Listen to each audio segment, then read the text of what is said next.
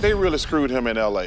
They blamed him for everything. The best place that he could have possibly landed. And number one, this is his best chance to win a championship. I already know what most people are going to be thinking about this video. Mike, you're just a Russell Westbrook hater. You have some sort of secret agenda against Russell Westbrook. You want him to fail, you little hater. That's not the case at all whatsoever. As a matter of fact, I'm very happy for the human being, and most of the predictions we made about Russell Westbrook going to the Clippers so far seem to have been on point. Now granted, it's only been 2 games, but that doesn't mean there hasn't already been some controversy as a result of it. So before we get to the content, make sure you drop a like, subscribe, and turn on our notifications to help the channel grow. We're on the grind to 700,000 subscribers, and we're trying to make sure my football channel, which I made several years after I made this channel, doesn't catch up to us. And now that we get all that out of the way, cue the intro.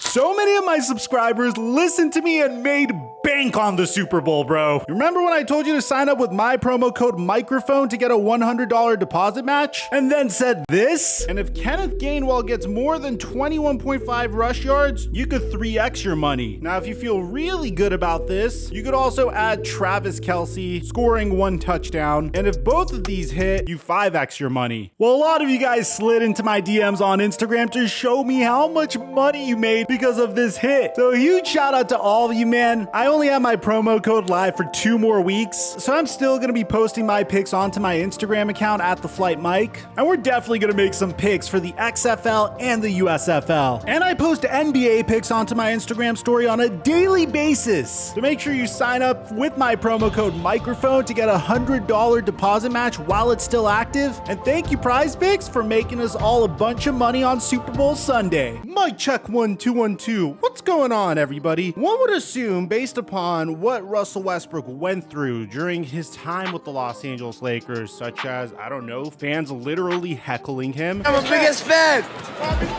Westbrook. What you call me?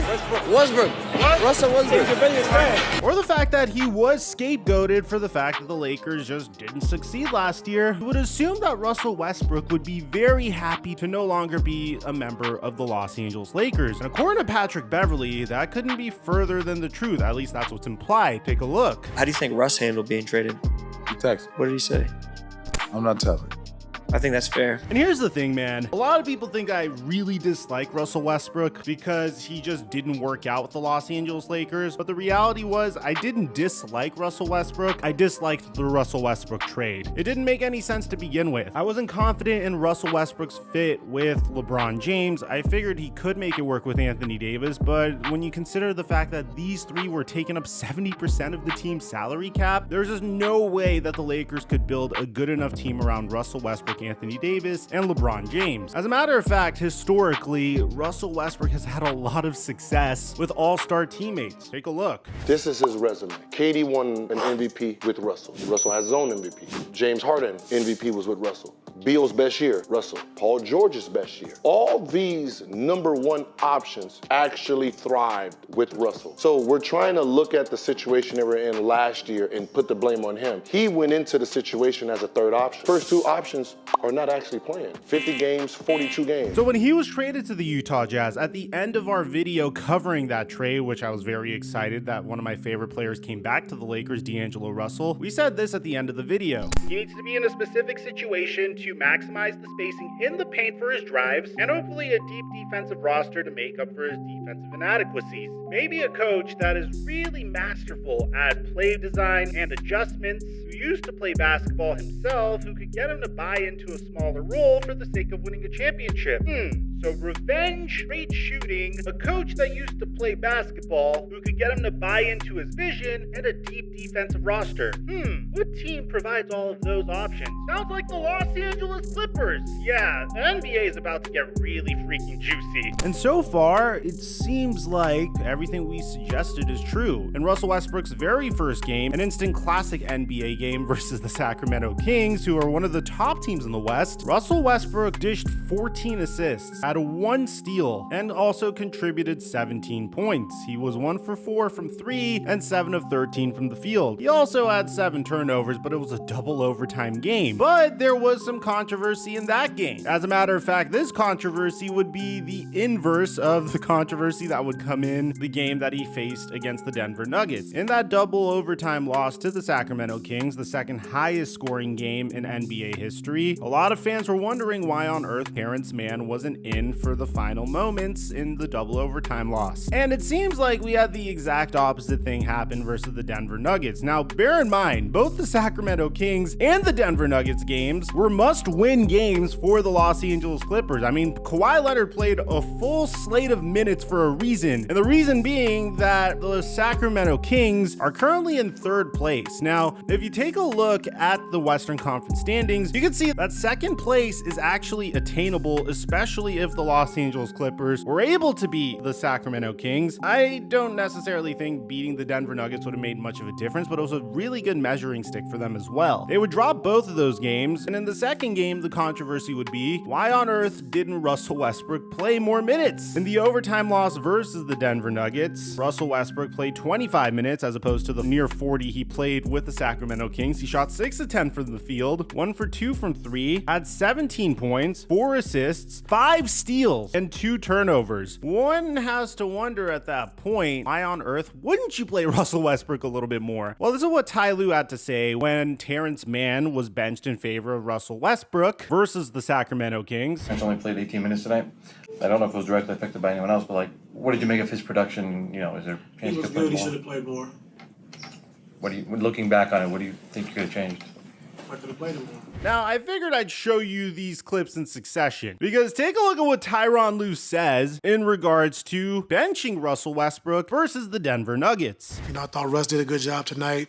Probably should have played him a little bit more, but we caught a good rhythm and a good flow. Kind of took the lead, and so I kind of stuck with our guys. Now, of course, you already know that Skip Bayless tried to take this and create a gigantic narrative that doesn't exist there. Now we see Ty Lue chose not to play the starter Russell Westbrook in the 4th quarter. The Clippers battled back to force overtime. Looked like Russell Westbrook sat at the end of the bench, not participating in sideline huddles or bench cheering. Well, he started causing Lue the same problems he caused Darvin Ham. Wow, that was one hell of a reach. I mean, I have to give credit to Skip here because this video would not be made if it wasn't for me seeing this take on Twitter and if it wasn't for multiple of my subscribers tweeting this take to me. The real reason why Russell Westbrook didn't play in the 4th quarter, it was because Tyronn Lue felt like the team that was out there had a good rhythm and wanted to keep it going. So is there truly an issue with the Los Angeles Clippers right now? Are there truly going to be minutes problems for Russell Westbrook? Is he going to have the same issues that he had with the Los Angeles Lakers where he might need to accept a bench role or something of that sort? No, this is a completely different situation. And I want you guys to be very cognizant of this. Russell Westbrook's expectations have diminished significantly. He is no longer one of the largest earners of the team. As a matter of fact, he's one of the lowest earners for the Los Angeles Clippers. He's playing on a veteran minimum contract. I don't really blame him. He's getting paid $48 million